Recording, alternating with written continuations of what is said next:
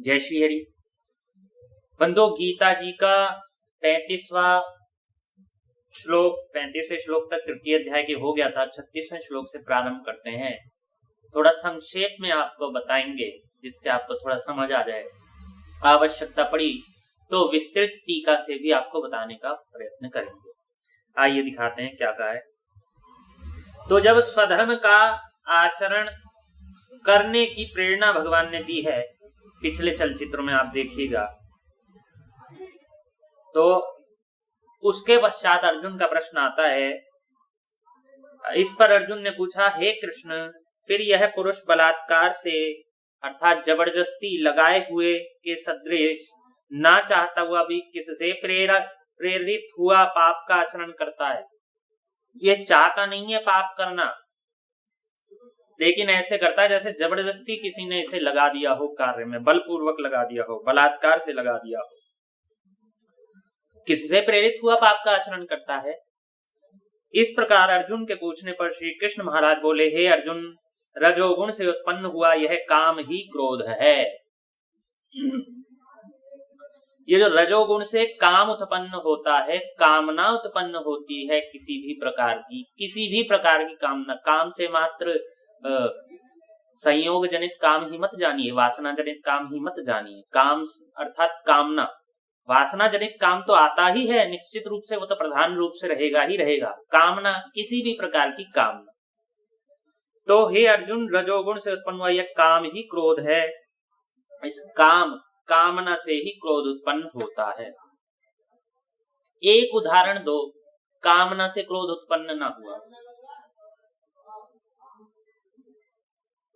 धार्मिक लोगों की बात छोड़ दो, सामान्य जो संसारी हैं उनके विषय में बताओ, काम से क्रोध ना उत्पन्न हुआ हो। विवाह विच्छेद होते हैं, किस लिए होते हैं? स्त्री की ये कामना थी, वो पूरी नहीं, पुरुष की ये कामना थी, वो पूरी नहीं। कामना के कारण क्रोध आया, और क्रोध के कारण दोनों का आपस में मोह भंग हो गया।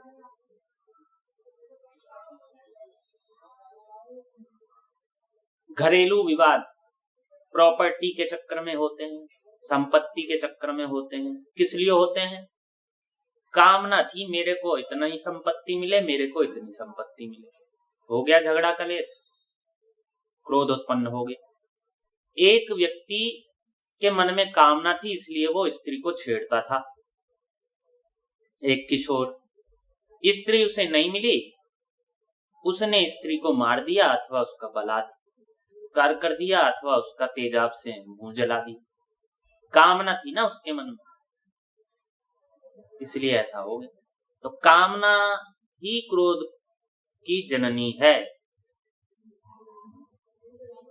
और एक की कामना दूसरे के क्रोध की भी जननी है। अब वही पुरुष यदि स्त्री छेड़ रहा है, उसके भाई या उसके परिजन उसके आसपास खड़े हैं, उन्हें क्रोध आ गया, उसे मार दिया, उस दूसरे की कामना इनके क्रोध की भी जननी हो गई। और बात तो यहां सही है, अगर कोई किसी की स्त्री छेड़ेगा तो कोई गुस्सा तो करेगा, क्रोध तो करेगा, तो उसकी कामना उसके क्रोध की भी जननी हो गई। तो सबसे बड़ी ये कामना है जो क्रोध की जननी है।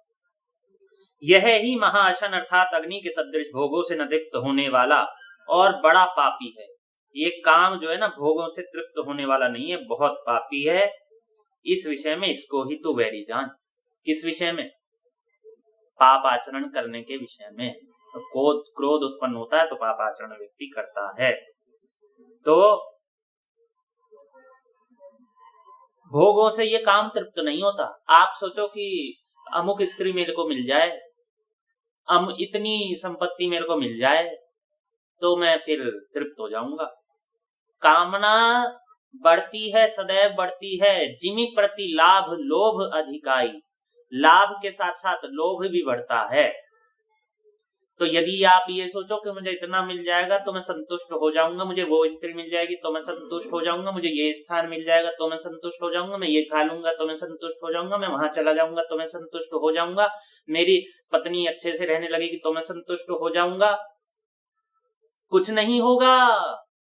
संसारी पुरुषों, कुछ नहीं होगा, तुम्हारा कुछ संतुष्टि नहीं होगी। जितनी संतुष्टि चाहने के लिए तुम कामना करोगे, तुम्हारी कामनाएं और प्रबल होती चली जाएंगी और बढ़ती चली जाएंगी।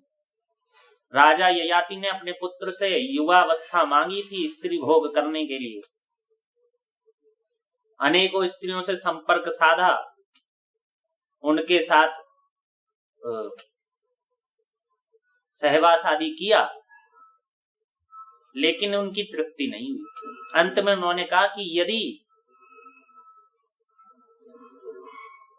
एक व्यक्ति को संसार की समस्त स्त्रियां भी मिल गईं तब भी उसकी तृप्ति नहीं हो सकती। तो ये तृप्ति होने जाने वाली नहीं है, उससे पहले मर लोगे, पहले तुम्हारी कोई रोग उत्पन्न हो जाएगा, पहले कुछ ऐसा हो जाएगा कि तुम्हारी तृप्ति तथापि नहीं होगी। इसलिए अच्छा तो यह है कि इससे निवृत्त होने के लिए तुम इसको सामने ही मत आने दो। काम को, काम का जो आधार है उसकी ओर दृष्टि ही मत डालो।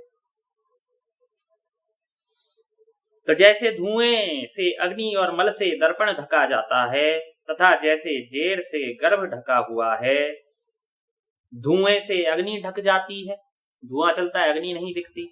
मल से दर्पण ढक जाता है, शीशे पर कुछ कालिक जम गई तो शीशा नहीं दिखाई देता। जो जेर से जैसे गर्भ ढका होता है, गर्भ ढका होता है ना गर्भ के ऊपर झिल्ली से, वैसे ही उस काम के द्वारा यह ज्ञान ढका हुआ है। ऐसे ही जिसकी कामनाएं प्रबल हो गई हैं या प्रबल हो जाती हैं, वो उसका ज्ञान ढक जाता है।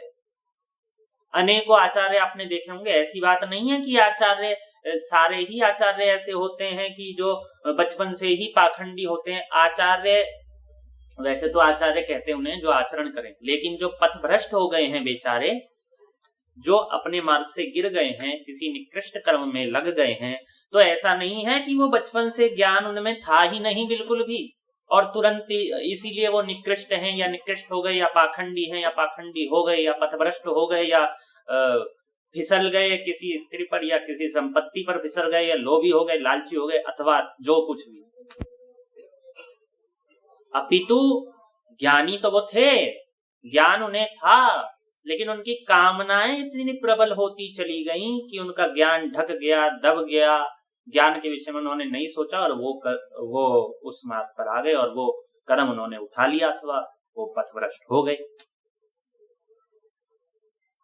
और ऐसा भी नहीं मानना चाहिए जो पथभ्रष्ट हो गए वो संसार का सबसे नीच व्यक्ति है या बहुत नीच है। नहीं, ये सामान्य स्वभाव है मनुष्य का।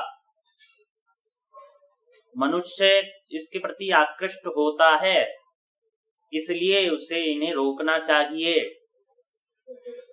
प्रत्येक मनुष्य इनके प्रति आकृष्ट हो जाता है, स्त्री के प्रति, धन के प्रति, मोह ममता के चक्कर में पाप हो जाते हैं।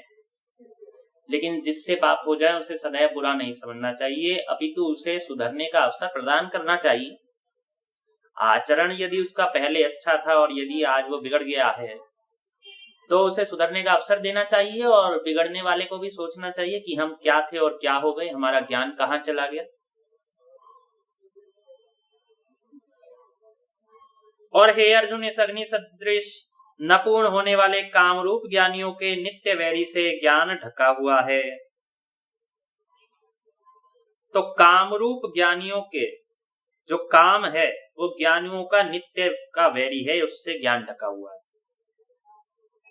इंद्रिया, मन और बुद्धि इस काम के वासस्थान कहे जाते हैं। इंद्रिया, मन, बुद्धि काम के वासस्थान, इन्हीं में आती हैं सब चीजें, लालच, लोभ, काम, वासना। तो और यह काम इन मन, बुद्धि और इंद्रियों द्वारा ही ज्ञान को आच्छादित करके इस जीवात्मा को मोहित करता है। इसलिए हे अर्जुन, तू पहले इंद्रियों को वश में करके ज्ञान और विज्ञान के नाश करने वाले इस काम पापी को निश्चय पूर्वक मार। इंद्रियों को वश में करो। इंद्रिय कुछ अनुचित दृश्य देखना चाह रही है, उससे वश में करो। मन कुछ अनुचित सोच रहा है करने की, संपत्ति हड़पने की सोच रहा हो, वध करने की सोच रहा हो, काम वासना उसके मन में आ रही हो, उसको वश में करो। वेग को सहो और कुछ समय बाद वेग शांत हो जाएगा, तो इस काम को निश्चय पूर्वक मार। और यदि तू समझे कि इंद्रियों को रोककर कामरूप वैरी को मारने की मेरी शक्ति नहीं है, तो तेरी यह भूल है। तो यदि आप लोग सोचो कि इंद्रियों को रोककर कामरूप वैरी को मारने की शक्ति नहीं है, आपकी भूल है। आप इंद्रियों को रोक सकते हो, नहीं रोक सकते होते तो भगवान ने ये बात कही ही नहीं होती। ये शरीर इसमें समर्थ है, इसीलिए ये शरीर बनाया गया है, और इसीलिए भगवान ने ये बात कही गई है कि आप इंद्रियों को रोक सकते हो, मन को रोक सकते हो, इन पर नियंत्रण कस सकते हो। ऐसा नहीं है फिसल ही जाओगे, प्रयास करने से सब संभव हो सकता है। क्योंकि इस शरीर से तो इंद्रियों के परे श्रेष्ठ, बलवान और सूक्ष्म कहते हैं, और इंद्रियों से परे मन है, और मन से परे बुद्धि, और बुद्धि से भी अत्यंत परे वह आत्मा है। इस शरीर से इंद्रियों को परे कहते हैं, पूरे शरीर से, उससे परे भी मन है, अर्थात श्रेष्ठ, मन से भी श्रेष्ठ, बुद्धि और बुद्धि से श्रेष्ठ तेरी आत्मा है, और तू आत्मा ही है, शरीर नहीं है, इसलिए संभव है।